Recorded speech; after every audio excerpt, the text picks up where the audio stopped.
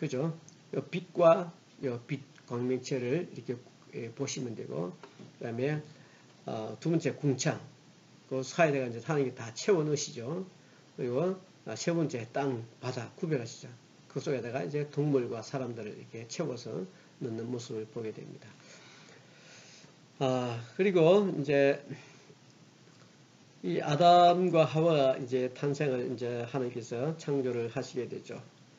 원래 하나님의 계획은 이 아담과 하와를 만들어서 이 에덴 동산에서 영원히 사는 것이 하나님의 원래 계획이었어요. 그런데 타락을 하게 되죠. 그래서 선과 악이 선악과를 따먹으면서 죄가 우리에게 들어오게 되고 부끄러운 것을 알게 되고 죄의식이 들어오게 됩니다. 그래서 하나님께 추방을 하시죠. 추방하시면서 그래도 하나님께서 또 자비가 있으시니까 가죽옷으로 이게 입히십니다. 갈아 입히시죠. 그래서 이때 이제 하나님께서 그 구속의 역사를 이제 계획하시고 그 역사를 따라서 이제 인류 역사가 이제 전개되고 있는 것입니다. 그러면 자, 이 아담과 하와가 타락하게 된 이유는 뭐냐면 구원에 대한 도전이에요. 그러니까 자기를 만든 창조주를 왕으로 모시고 살아야 되는데 이 왕으로 모시기가 싫은 거예요. 그래서 그 왕권에 대한 도전이 바로 이 그 에덴에서 일어난 반역 사건인데 이 반역 사건이 똑같은 반역 사건이 이제 바벨탑 사건에서 똑같이 재현이 되죠. 일어나게 됩니다. 그래서 그들이 하늘에 도전하게 되는 것이죠. 그래서 하나님이 또 심판을 하시게 됩니다. 그러니까 앞에서도 말씀드린 것처럼 우리가 하나님을 왕으로 모시고 살고 그리고 우리의 순수함을 하나님의 말씀을 그대로 지키면 우리는 전혀 문제가 없이 행복하게 살 수가 있습니다. 그렇지 않고 우리가 섞여버리고 타락하고 그렇게 되면 우리는 언제든지 추방당하고 멸망당하고 심판을 받게 되는 것입니다. 그래서 이 노아 사건이 이제 발생하게 된 원인은 뭐냐? 바로 이것은 믹스예요. 그냥 이방인들과 그냥 온갖 잡종들이 섞이게 된 거죠. 하나님의 아들들과 사람의 딸들이 섞이면서 이 시대는 타락하게 됩니다. 그래서 하나님께서 의로운 한 사람을 찾게 되는데 노아의 가족을 찾게 되죠. 그래서 그 노아와 이 방주 다 예수님에 대한 예표라는 것을 우리가 알게 됩니다. 그래서 바벨탑 사건도 바로 하나님에 대한 도전이죠. 그래서 하나님께서 이것을 다 흩어버리시죠. 흩어버리는 것은 하나님의 뜻입니다. 그래서 세상을 다 펜만하고 그래서 세상을 다 정복하라고 그래서 하나님의 나라를 이렇게 완성해 나가는 것인데 이 사람들은 이제 흩어지는 것을 면하고 그리고 하늘에까지 닿기 위해서 도전하게 되는 거죠. 그래서 하나님 계속 무너뜨리게 되고 이렇게 흩어버리게 되죠. 언어가 이렇게 혼란이 오는 것은 하나님의 놀라운 선교의 하나의 방법입니다. 우리는 언어가 다르기 때문에 굉장히 불편함을 느끼고 있는데 우리가 하나님의 관점에서 바라보게 되면 이 언어를 통해서 우리가 하나님의 나라가 온 세계로 퍼져나가는 것을 우리가 보게 되죠. 그래서 흩어지는 것은 하나님의 뜻이라는 것을 우리가 발견하게 됩니다. 그리고 이제 네 사람이 등장하게 되는데 첫 번째가 아브라함이죠. 아브라함이 이제 하나님께서 선택하시고 복의 통로로 사용하십니다. 다 여기 등장하는 이제 네 명의 인물들은 예수님에 관한 예표라는 것을 우리가 알게 되는데 특히 요셉에 대해서 우리가 좀 더 집중을 해보도록 하겠습니다. 그리고 이제 이삭이 등장을 하게 되죠. 이삭이 바로 예수님의 예표라는 것을 우리가 너무나 쉽게 알 수가 있겠고 이삭이 등장하는 창세기 22장에 여호와 이레란 말이 있습니다. 자, 여호와 이레에 대해서 이제 뜻이 뭘까요? 제가 질문을 하게 되면 하나님이 공급하시다 뭐 이렇게 대답하실 거예요.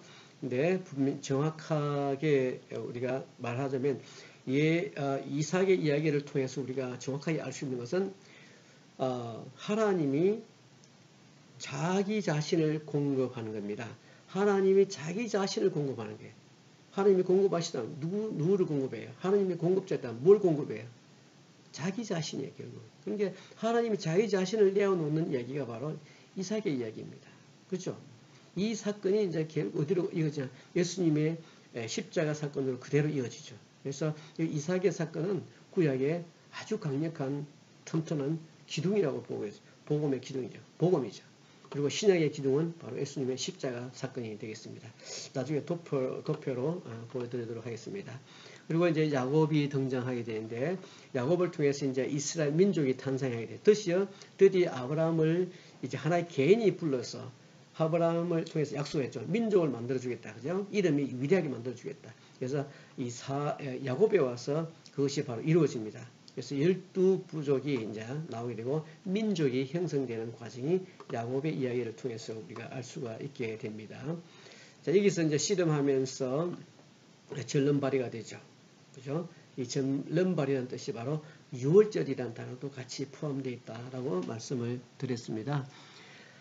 그리고 이제 요셉의 이야기가 나오게 등장하게 되는데, 이 요셉의 이야기는 할 이야기가 굉장히 많습니다. 요셉과 예수님의 비슷한 점, 구속사적 예표의 100가지 정도가 된다고 합니다. 그 중에 이제 몇 가지만 우리가 한번 살펴보도록 할게요.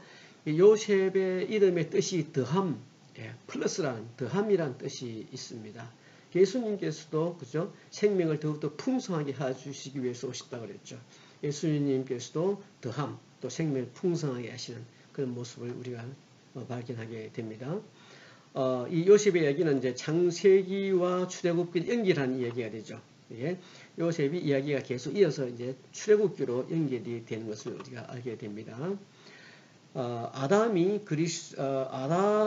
이야기는, 아담은 이 그리스도의 머리됨을 우리에게 말씀해 주고 있고, 아벨은 이 아벨을 통해서 그리스도의 죽으심을 우리에게 말씀해 주고 있고요. 그리고 노아를 통해서 예수님은 우리의 피난처다 라고 하는 것을 우리에게 보여주고 있습니다. 그리고 멜기세덱은 예수님께서 제사장으로서의 모습을 우리에게 보여주고 있고, 또 모세는 선지자로서, 또 다윗은 왕으로서의 예수님의 모습을 보여주고 있는 것입니다. 여러분, 요셉의 이름이 또 다른 이름이 하나 있는데 혹시 아시는지 모르겠습니다. 요셉의 다른 이름이 사브낫 바네아라고 하는 이름이에요. 사브낫 바네아. 이 요셉의 이 사브낫 바네아의 이름이 뭐냐면 비밀을 드러내는 자, 이런 뜻이에요. 비밀을 드러내는 자. 그러니까 예수님께서도 하늘의 비밀을 드러내는 자로 등장하는 것을 우리가 보게 되죠.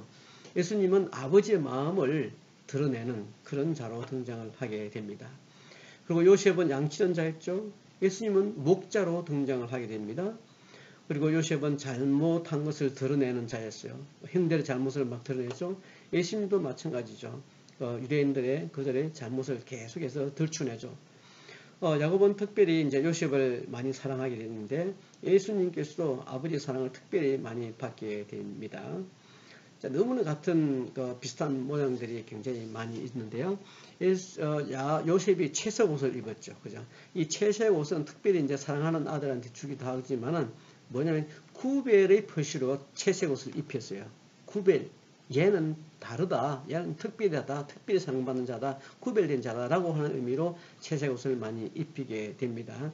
이제 사무엘하 13장 18절이라든지 사사기 5장 30절 말씀을 한번 보세요. 사무엘하 13장 18절하고 사사기 5장 30절을 한번 참고로 한번 보시기 바랍니다. 그리고 요셉은 자기의 그의 말로 인해서 미움을 많이 받았어요. 37장이나 37장 4절, 5절, 8절에 보면 많이 나오죠. 그리고 요셉의 인격을 굉장히, 이 말은 뭐냐면 요셉의 인격을 미워했다는 그런 의미예요. 그리고 요셉이 그 말한 것에 대해서 굉장히 미워했죠. 예수님도 마찬가지예요. 예수님도 사람들이 많이 미워했는데 결국은 예수님의 인격을 미워하고 또 예수님이 그 가르쳐 주신 말씀하신 그 가르침, 그것에 대해서 미워한 거죠. 똑같이 이렇게 이루어지는 것을 많이 보게 되는데 그 100가지 정도가 된다니까 거의 사실 요셉은 예수님의 이야기로 봐도 되겠습니다. 주의 깊게 읽으면 이것을 발견할 수 있게 됩니다.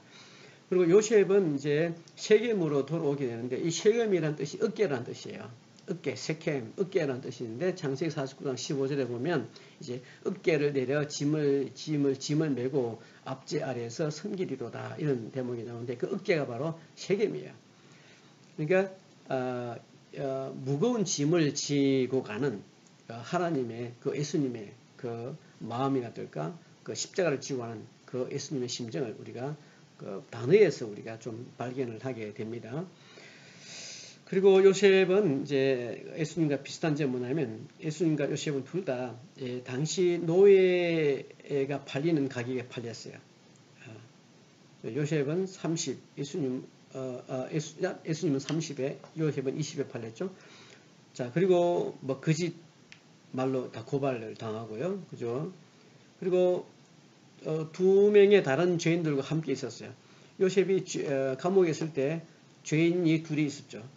그리고 예수님이 십자가에 달릴 때 죄인이 둘이 있었어요. 그런데 하나는 구원받고 하나는 구원받지 못했죠. 둘 다 똑같은 사건이 벌어지게 됩니다. 그리고 고난 후에 굉장히 높임을 받았죠. 두 분 다. 그리고 모두 자신을 팔아버린 자신에게 죄지은 그 사람들을 용서하는 그런 모습을 우리가 보게 되고요. 그분 두 분 다 이제 옷을 다 뺏겼어요. 그죠? 근데 하나님이 더 좋은 옷으로 입히시는 것을 우리가 보게 됩니다. 자, 이렇게 창세기에는 네 가지 중요한 사건과 네 명의 사람이 등장하는 것을 우리가 보게 되었습니다. 자, 오늘 여기서 강의 마치도록 하고 다음 시간에 강의 이어서 계속하도록 하겠습니다. 지금까지 수고하셨습니다.